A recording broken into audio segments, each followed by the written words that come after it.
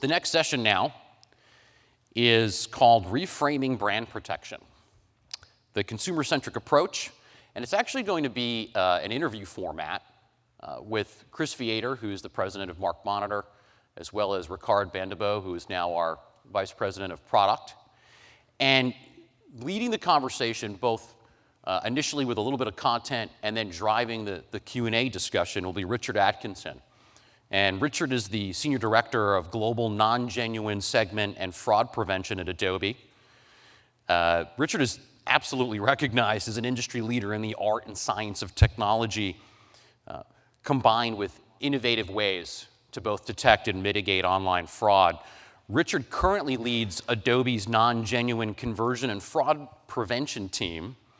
And we view Rikard very much as a pioneer of the consumer-centric approach. He's widely known for breaking new ground on Adobe's strategies to combat non-genuine software. So please join me in welcoming Rikard, Chris, and Rikard, please.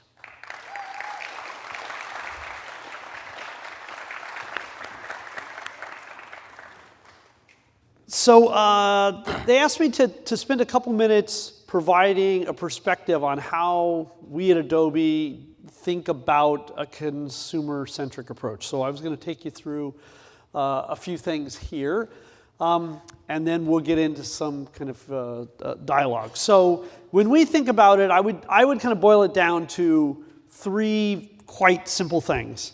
The first one would seem obvious, but it really represents a fundamental change at the most foundational level, which is once we really looked at least the non-genuine or piracy of Adobe products, what we really found was the vast majority of our people not only wanted genuine, they thought they had genuine. And so we had to really shift from thinking that we were the victim here to recognizing that the customers themselves were the victims. If you change that, a lot of things change with it.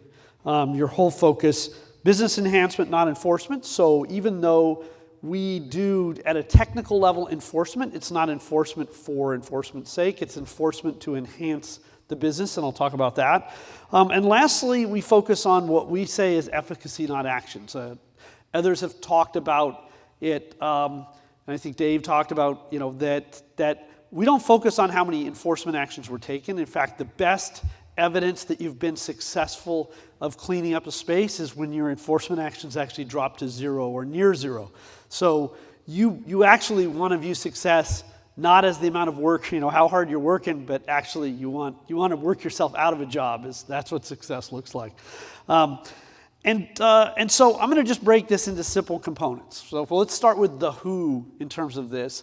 And what we're really talking about is well-intentioned customers, right? So both what Dave talked about earlier and what I've said is, these are not pirates, right? Again, I've worked this space for quite a long time.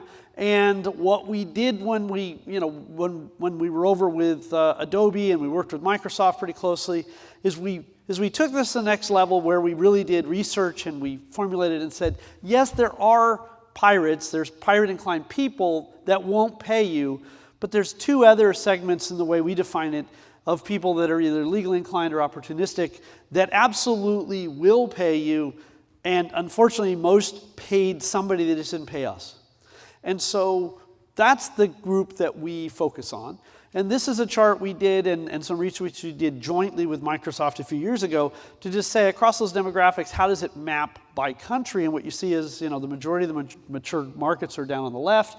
And of course, the green plus the blue is the people inclined to pay, right? So you see that the vast majority of people are inclined to pay on the far left, and the vast majority of people are not inclined to pay here on the right. And so it just says you may have market penetration, they may have your product, but if you're trying to get money from them in a natural business way, it's going to be a lot easier if you focus over there. So as I said, we had to make that kind of fundamental shift from company as victim to the customer as the victim. And you see with that, we focus on those inclined to pay us. That's really, really important because once we did that, it starts to become much more of a business initiative than any form of a security or fraud initiative. The why is capture the sales that are intended for us. If you kind of follow the logic here, what you're really seeing is people wanting to buy from us, thinking they did buy from us, but in fact having bought from somebody that's not us. And so if we can get those guys out of the way, what happens naturally is our natural sales go up.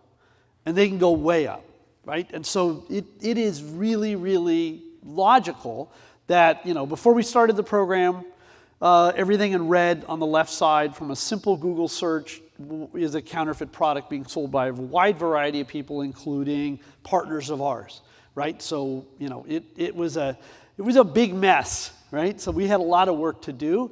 And we view this activity in a way of thinking about it in a portfolio approach. So we've got a whole bunch of different things. We have 4 major strategies, and this OLE program, or online enhancement, is what we do to do it.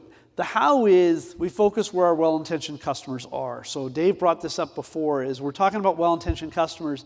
We don't do actions everywhere. We do actions specifically where they are and how they are.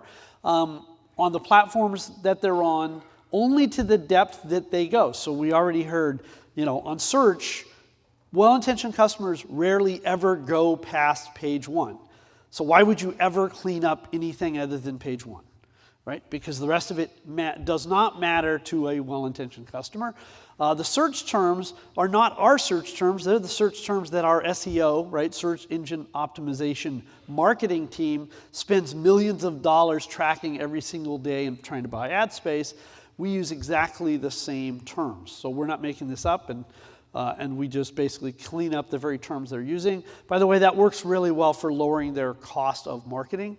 So when in the first quarter that we started doing this in the US, we lowered the marketing cost for the SEO team by $4 million.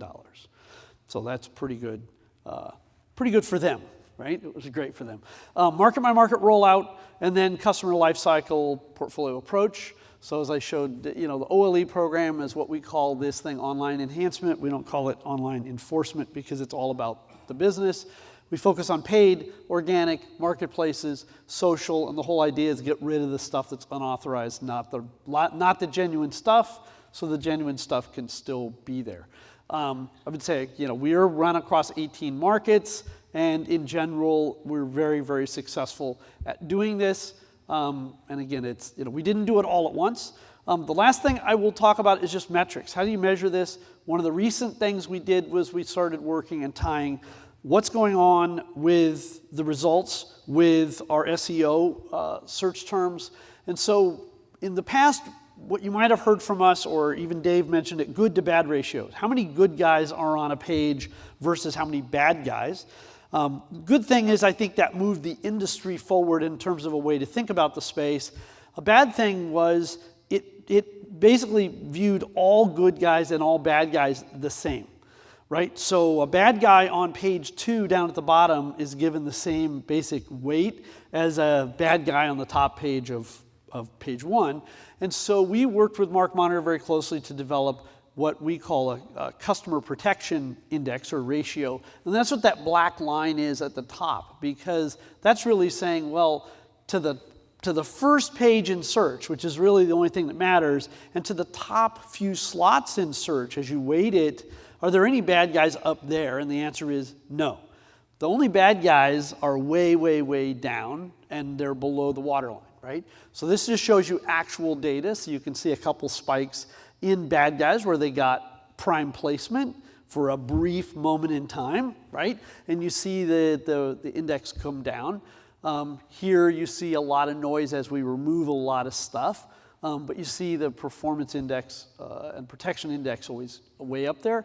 And here you see just simple evolution as we kind of attack a space that was in relatively bad shape and make it relatively good, right? So that you get to a point where consumers are protected. Because I would just leave you on one thing that I saw on Dave's chart, which is exactly the way that we not only believe, but it's reinforced to us every day in the customers we talk to.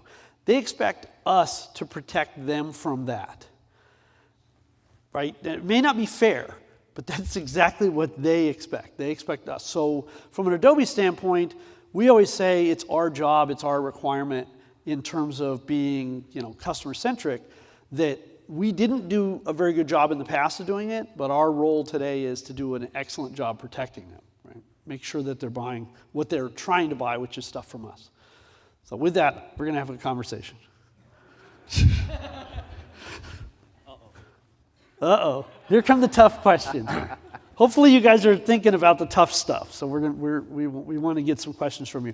But so, clearly we've been talking about customer-centric for a long time, working with it, and you guys have been continually evolving kind of along those ways. But can you give us some insights about how you think both the customer space, right, is evolving and, the industry, your customers and the industry as a whole along this line? Yeah, so it's actually pretty interesting. So just a little bit of background. I joined MarkMonitor about 16 months ago, and I don't come from the industry, so I don't have any history about the different strategies that have evolved in brand protection, or just more broadly online presence and establishing, protecting online presence. So I kind of started with a blank piece of paper, and I came in and I learned about all that research that Dave shared and the sort of things that you're sharing. And it's so compelling. I mean, 90% of consumers have no intention but to buy genuine products. But yet more than a third get duped at some point. And you look at the user or the consumer behaviors, and again, I won't spend a lot of time because you've heard it a lot now, but they have very specific behaviors about how they engage with your brand. So in my mind, I'm like, well, this is great. This is simple. So this gives us a great conversation to have with customers.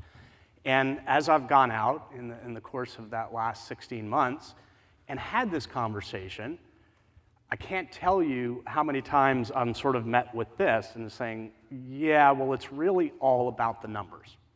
It's about the number of takedowns that I can do, and that's the way this industry, and it's a young industry, we've only been around for a couple decades, but that's the way this industry has been educated. It's all about the numbers. And so what I thought I would share is, as I've tried to dig deeper into that, and by the way, I should also say as a punchline, it's changing. So, and even in the course of just a short period of a year, and I think it's because of people like you, and I'd like to thank MarkMonitor and the work that we're doing to really try to advocate and to educate in this regard. So it is changing. But what I thought I would do is just share some of the feedback that I get for people about why they're not jumping. Because if you do believe this, it dramatically changes your program and your strategies and how you invest. And so here are some of the sort of the pushback, if you will. The first, and this is probably the most obvious, more is better than less, right?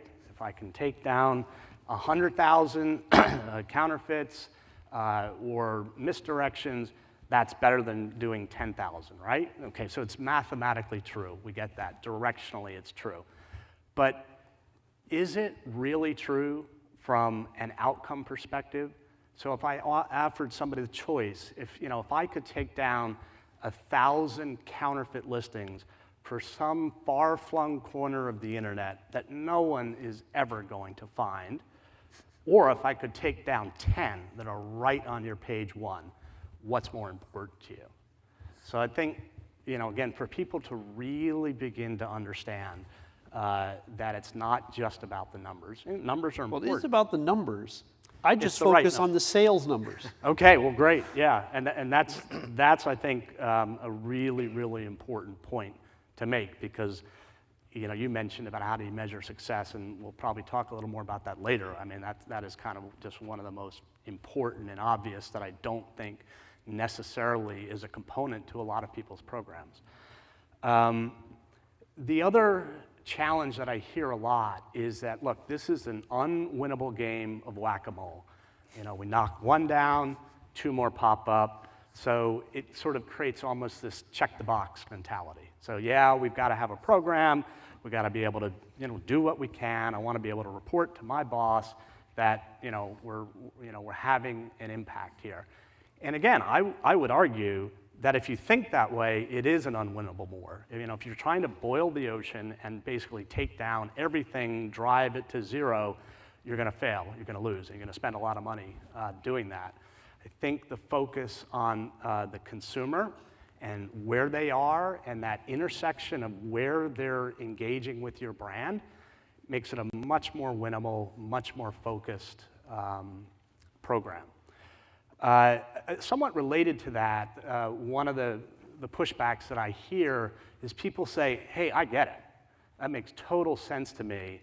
The problem is I've educated my boss who signs the check and who's got to, you know, pay for this program every year. We've created a whole set of reports that they're able to look at it, all of these enforcements. We've built ROI models based on that. And so I get what you're saying, but you know, if my enforcements are going down, the first question I'm going to get asked by the guy signing this check is, you know, is this working anymore? Do we need to keep doing this? So that tends to, you know, be an issue as we've talked about this strategy. The fourth one's an interesting one. I'd be interested as to, you know, how many of you have experienced this, but it kind of goes like this. You've got a board member who goes to the CEO of the company and he said, my son was on eBay and look at this thing that he found here. There's counterfeit here. And I thought we were, you know, protecting against. We've all been there. Yes, I think it's a pretty common thing. And, you know, some of our customers or prospects that I've talked to have said, I can't afford to be getting that call from the CEO about what is going on. I thought we were spending all this money on brand protection, and I got board members now, you know, sending me emails about, counterfeit on the internet. And again, I really turn that around, and I believe it to be true, which is to be able to now educate the C-suite that because we're looking at protecting our consumers, and because we're very, very focused on where they engage with us, turn that question around from the CEO. Okay, well, let's a teachable moment. It is absolutely one of those opportunities.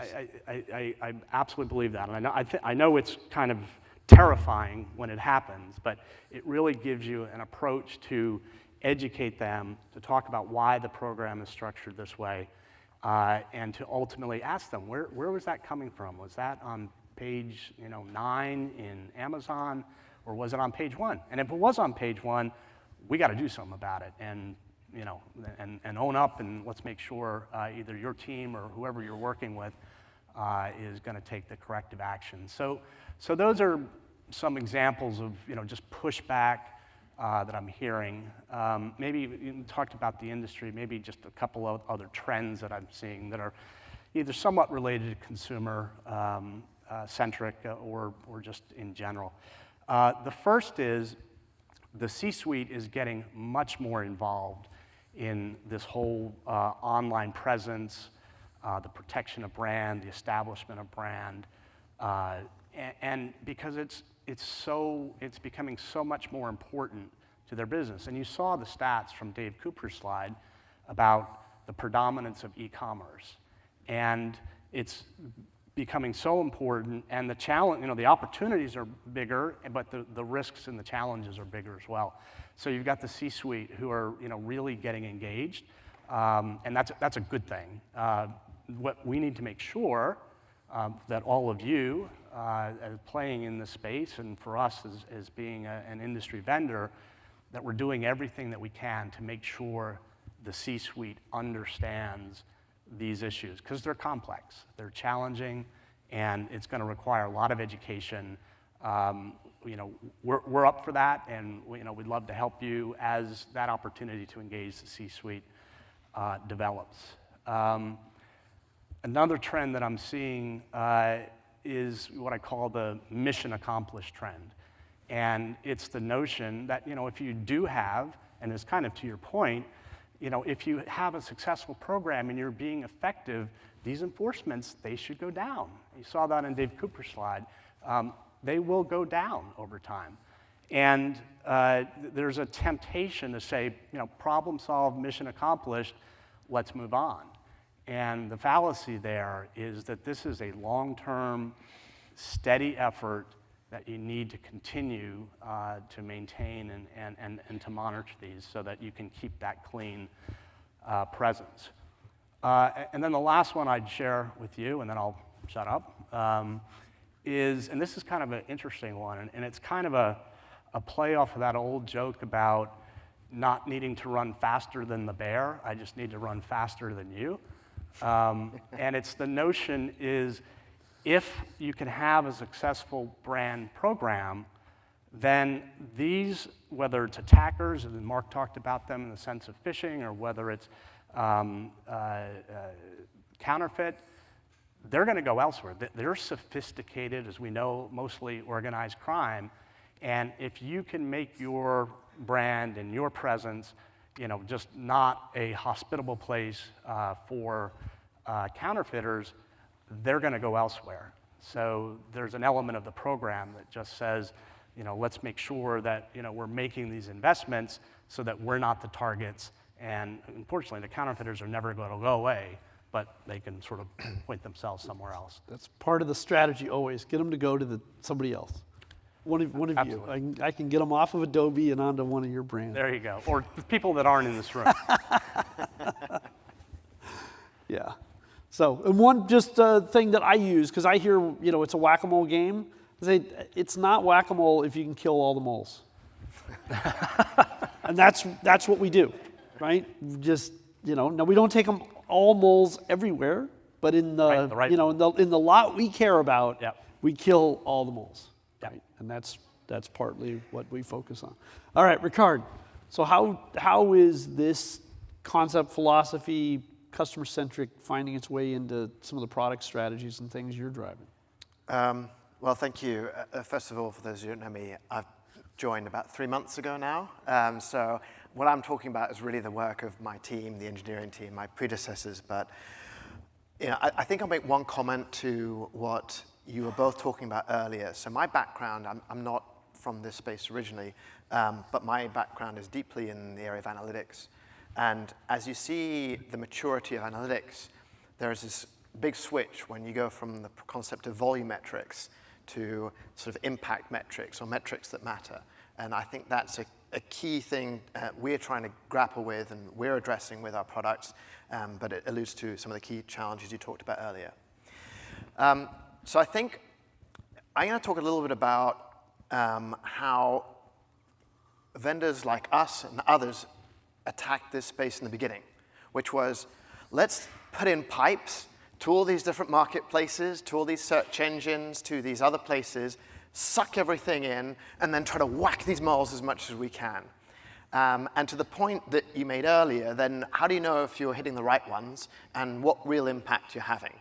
And so as we started really trying to think cleverly about how to address the problem from the consumer view, we realized that there were lots of ways that we needed to change the approach to how we solve for this problem. And that led to the new platform that we are beginning to migrate more and more of our customers to across the different areas that we have. And that's really hard. I mean, it's not hard to start up a site, to put in these APIs, get this information, and to hit it. But what's really, really hard is to try to actually emulate the organic experience of these consumers as they're going to these different places and looking for these products. And so we have to do a lot to be able to do that. We've got to pretend, we've got to basically mimic a person sitting in Abu Dhabi, a person sitting somewhere else. We've got to use search terms the way they'd use it. We've even got to interact with the site the way that they would. Like, for instance, sorting by the low to high, or sorting by the highest amount of references. That's not the way people have been approaching this to this point. But if we really, again, want to try to attack this from this consumer-centric point of view, you really need to then try to emulate consumer and local. Exactly. Right? I mean, yeah, so there's localization, then there is, all these aspects as we're talking about. And so that is obviously one of the reasons why it's taking us a long time to build this, is because we thought in the beginning this is, okay, it's a slight change, it'll not be that hard. And then what we realized is actually, wow, this is really hard. What we're so happy about now is that we've made so much progress. And the other thing too is that this is going to be really hard for others to try to do. I mean, this is not something you can solve in a garage with a couple $1 million Well, of that VC always money. leads me, I mean, one of the things I think we talk about, and certainly I think all of us are aware of, is there's lots of competition in this space. But it's actually very easy to be highly effective in a market against a few platforms. It's really, really difficult to be scaled to a global level, be effective at a local level, but have real engineering, real infrastructure, and have everything it takes to hit the top 15, 20 markets of, because we're all multinational companies. It forces you to behave like a multinational company and be effective for all of us in the markets we care about, right? And that is not easy, but that's one of the things that makes you guys pretty unique, right? I think so, and I think the other thing that's really important too is that you can't look at this problem in silos in the same way that they move on to, if you do a really good job, they may move on to somebody else to annoy them. But if you just do a good job in one place, they're going to move on to the other places where they can. And so, looking at, your marketplaces, looking at websites, looking at across the various different areas where consumers might go to look for your products or might be influenced to go and look for counterfeits of your products, then if you can actually look at the whole picture, then you've got a much better sense of the overall health of your particular brands that you're trying to evaluate. So I think that's also another key thing to add into. Yep, holistic. That's something, I know when we chatted a few weeks ago, and I was still asking, well, okay, what's it like now? You've been here a couple months. What's your impressions? And I think one of the words I, consistently heard and resonated with was holistic, right? We need to make sure we're holistic in our view, we're holistic in our platform, we're holistic in our approaches, and that resonates with us. It's like, okay, yes, that's the right way of thinking about this from a product strategy standpoint. So, and I think the other thing, going back to analytics, we can't just sell this concept, build the platform to work in this way, if we then don't also help you understand how the impact that you're having. So, we're rolling out now the impact report. I think it's very similar to some of the diagrams you showed there, where you start looking at good and bad. But we've got to take it further as well, and we're definitely looking to iterate on that side as well. But I think getting people to understand, customers to understand, getting the stakeholders in your organizations to understand that what is success and what is it for us? And there's obviously going to be a lot of consistencies. You'll probably resonate with the way that Rikard has talked about, the challenges for Adobe. But again, it's depending on your scenario. If your company, there might be some idiosyncrasies. If you're concerned about pharmaceuticals or automotive parts or things of that nature, the way that the problem manifests itself, you'll probably have 80% similar view, but there might be 20% that you want to just think about, again, what we're measuring against. So those are, a key. So again, as we're moving, our clients onto the new platform, as we're evolving our reporting, getting people to look at really what is what you should be using as your guiding light, and also how can you, based on reviewing this and how it's progressing, help you then think about where should you go next, right? So that you can evolve your programs. It's not a static thing that you set in stone on day one and just assume it's going to work by the strategy you set in January.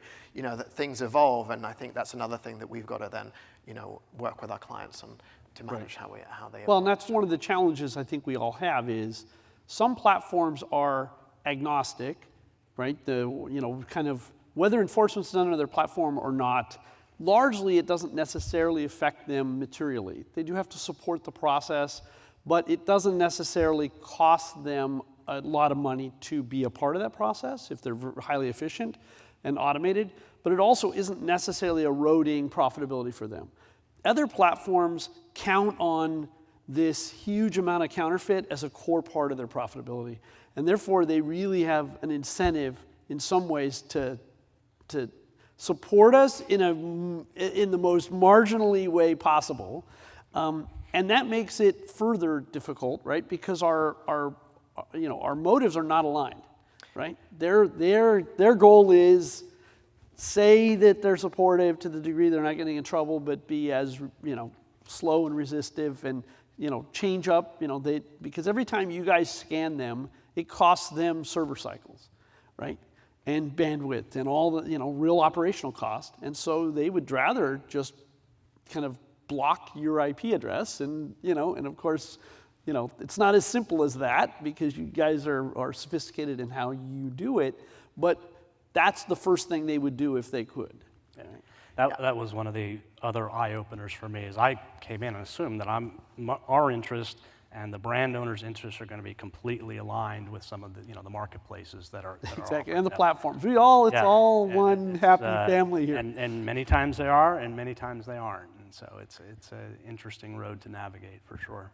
But even if you take out the cynical perspective that some platforms may not be in their best interest to overly participate or cooperate in the actions that we do, even then, the other thing about this whack-a-mole game, it's not just that the bad actors are continually changing their methods and their approaches, but you also see the platforms changing the way they do things. And so that means that, wow, any vendor could be working fine on a platform day on day Y, and then the following day, that company decided to just change something. The way that they present their metadata, the way they put an image on the screen, or something of that nature, which then completely changes everything. And so, one of the reasons I think I liked coming here is because it takes a lot of investment to just keep up with all these changes. The changes of the bad guys, the changes of the platforms, the changes of all the different people involved. And if you're not continually iterating on that, then you're going to kind of fall behind quite a bit. Got to be agile, clearly. It's one thing. So Chris, when you came, did you think, oh, this is a company, from success standpoint, to be highly successful, we also have to be highly agile? Yeah, I mean, it's hard with a platform company. Technology companies aren't, once you build something, it's really hard to keep changing it every day. Absolutely, and coming into it just with the understanding that this industry is evolving so quickly, and just the techniques for the bad actors and how people are looking to create the strategies to prevent that. And again, it's across, sometimes we talk overly about brand protection, but it's across that whole spectrum of online presence and establishing it through a great domain practice and anti-piracy on the content side, certainly brand, and the whole phishing and the anti-fraud. I mean, all this stuff is just moving so quickly. And so there was certainly a presumption on our part that, if we were going to be a leader in this space, it was going to require agility and the ability to respond to that quickly, but it was also going to require a lot of advocacy and education, because customers are constantly asking for our advice and just wanting to know what we see going on and what best practice and what are other people doing. So I think those are kind of two of the the constructs of our business is let's be agile and let's make sure we're taking on the mantle of helping educate and advocate for the industry as a whole. Cool. Any other ways you would view success? What's either a metric for success, a goal for success? How would you define success, either at a MarkMonitor level, at a product level? I mean, I think, Rikard, you talked about a few things, right? Certainly moving, the ability to measure what matters is always really important, but any other aspects for general success? Why don't I maybe throw out a few from sort of an industry perspective and just my own personal point of view, and let you chime in as well. I mean, so there's one that's very basic, which is, and I've used the expression, and I think Dave Cooper did too, just this intersection of where your customers and your brands, where that meets, where they engage with you, and to have that well defined, and then to simply just measure what does it look like. Is it clean? Is it all genuine products? Or are there continue to be counterfeits? So I think that's a fairly simple but pretty powerful, at the end of the day, measure of success. The other one, and this is maybe just personal nirvana for me, that if success to me is that every seat in this place is filled with or includes the revenue people, the people who own the P&L for products, because too often we're just thinking about this as a legal issue that, and it's not. There's a real opportunity for business growth, for revenue conversion, and success to me is the industry recognizing that and getting behind it, because then that's when I think the real investment will flow in to really push even harder on these bad guys.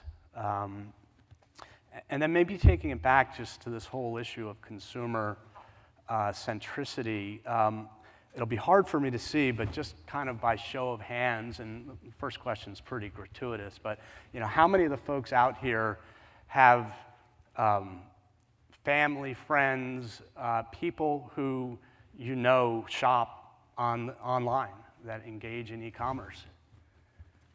Yeah, and so the second question is, how many of you people know people who have been duped in some way? They've been phished, they've bought a fake product.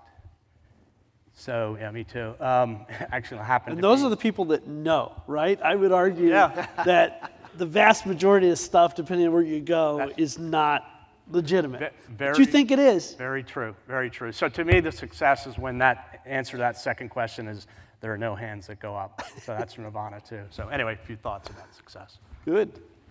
Rikard. So I think that you've got to look at it, from my perspective, top down and bottoms up, right? So I think we talked before, I like this good, bad indicator, like how clean are we, right, for our brands in these different places. I think that's a really good way to start thinking about the impact that we're having and at least getting a sense for that. It's should a then simple lead way. to, I mean, one of the challenges in this space, and as Chris, you said, it's complicated. But if it's complicated, we're never going to be able to convince the rest of the business or the C-suite, because they like simple answers, right? And so you'll see, we put it in simple ways. It's good to bad guys, right? There's good, bad, and neutral guys. That's it, right? And so if you boil it down to something like that, yeah, we're on a path to. and it should be a proxy, right? That should then give a proxy for then obviously the amount of people who are getting tricked, and to some extent, some of the other things that you might be trying to track as well.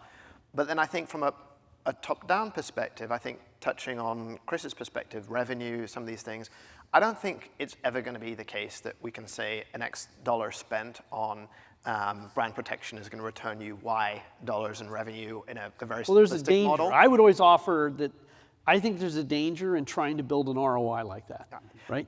I think that there definitely is ROI, but there's going to be always so much extraneous noise that it's very hard to build a model that is Well, you're completely part, accurate. if you think about this the right way, you're part of an organization that's collectively focused. There's marketing, there's a bunch of other things, all of which contributes to the growth of the business.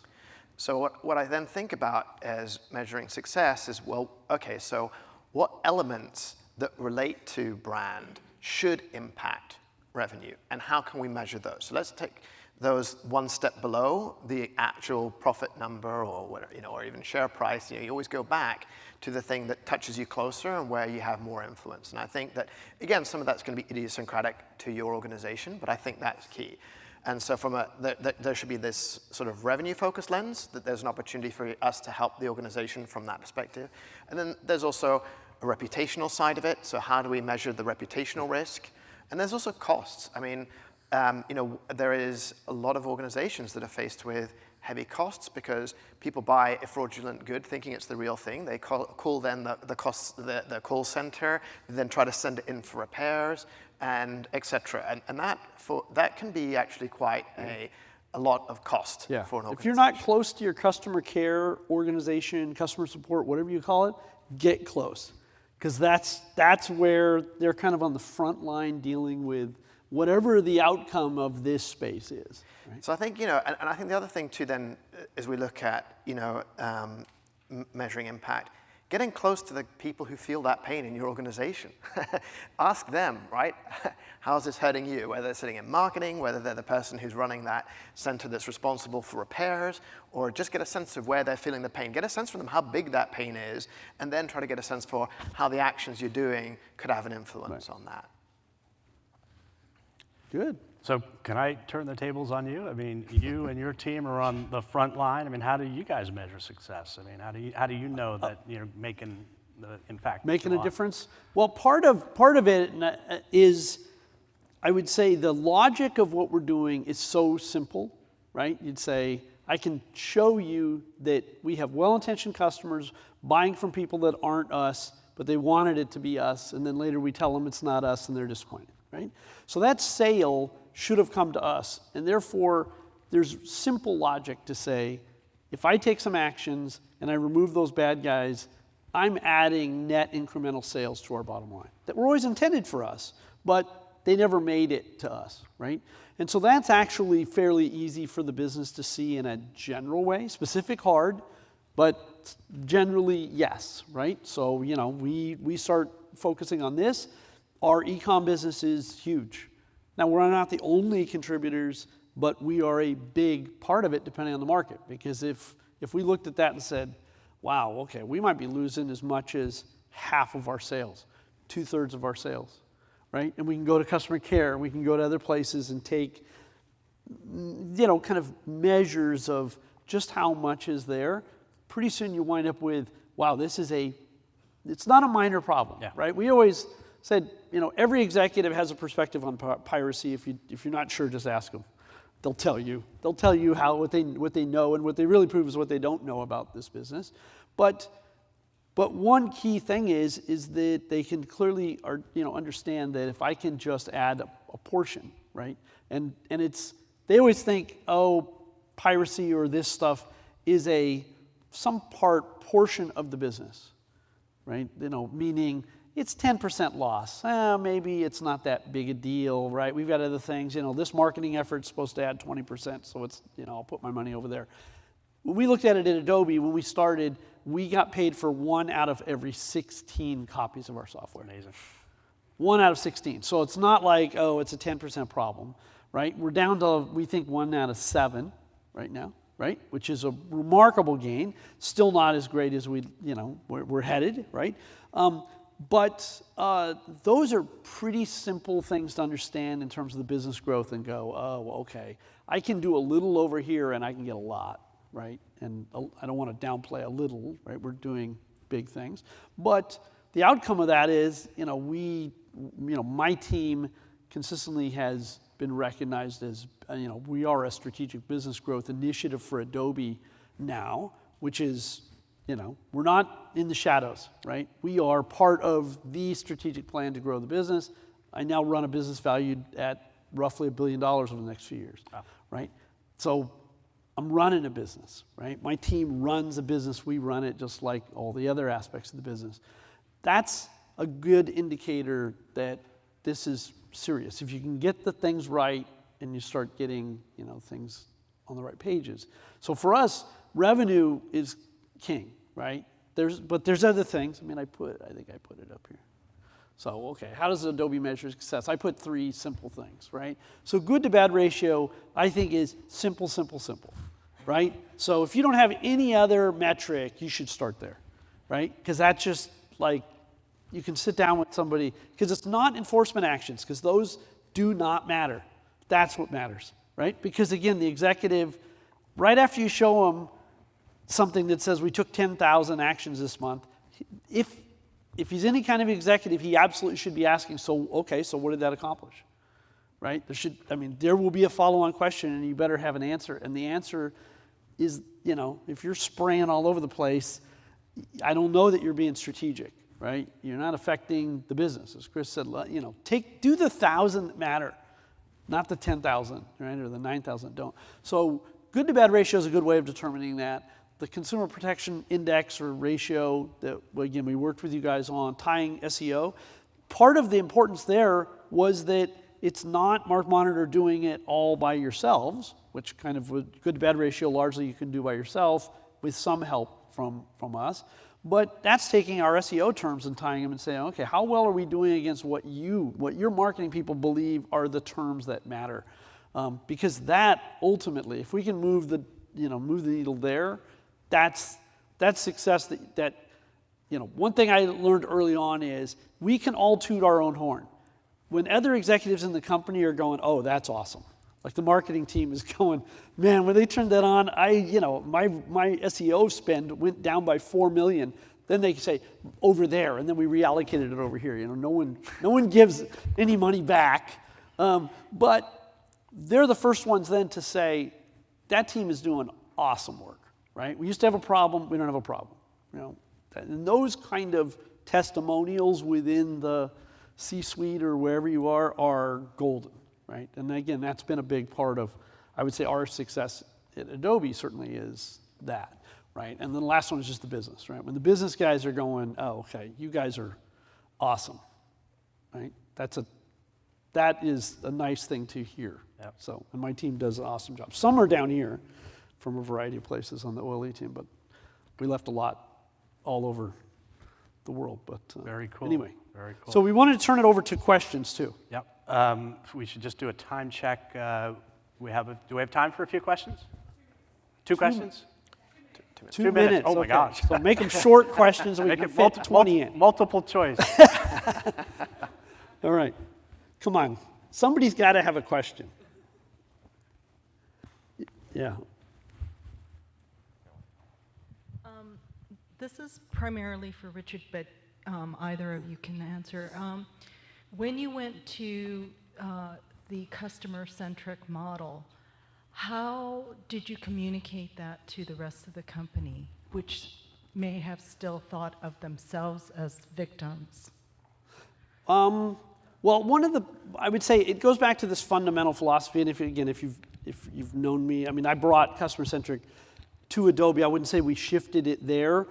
We shifted the inline thinking. So the idea was a lot of things in Adobe around piracy were all focused on enforcement. It didn't matter whether it was auditing enforcement or online enforcement or something else. Everybody thought the way you dealt with piracy was enforcement. And so it had to start with this idea and concept and data that showed that we're not talking about piracy. When we're talking about customers, we're talking about customers, right? Again, they always thought that non-genuine customers were some other segment, right? Some other demographic, like, oh, we know what our real customers want, but what do those people that have non-genuine want? And it's like, well, they want the same thing. They just, one went to this site and got genuine, and one went to this site and didn't, right? But they both have almost exactly the same profiles, and so it was really laying out this logic for the business to say, these are real, actual, genuine customers, which was something they could relate to in a way, and then stop the company from being myopically focused on things like, oh, but Southeast Asia is a high piracy market. What are you doing over there? Nothing, almost nothing. Right? I'm going to go do a lot here in the U.S. I'm going to do a lot in the U.K. I'm going to do a lot in ANZ. I'm going to do a lot in places where I have people inclined to pay us because I take a little action and we have a big result. Southeast Asia, much, much, much harder, right? Those markets that were in Southeast Asia on that chart were like way over here, right? So it took a little bit for the business to understand, and one of the best compliments is, like, we thought you guys were like security guys, but you're like business guys. Right? And it's like, yeah, thank you. I appreciate the recognition, so yeah, because we are, right? If you start thinking like the business resonates with it, right? Because again, I would say the business rarely ever, we're going to grow the business 20%. Let me go get the security guys or the lawyers in here, right? No, they're going to have a business growth meeting. They want like the lawyers out, right? Because they're going to say no, or the security guys. They want more business idea things, how to grow the business, and this is a big one, right? I mean, this is huge business growth for us. So, any other questions? I know that was a long answer. Come on, it's such a great opportunity. Look, how often, even though from MarkMonitor, look, you can ask the big boss anything right now. I think we're out of time. All right. Well, I thank you so think- much. We're around. Yeah, so I was going to say, don't hesitate. we're around. Anybody who has any questions, be happy to engage on that. So. Yep. All right. Thank you.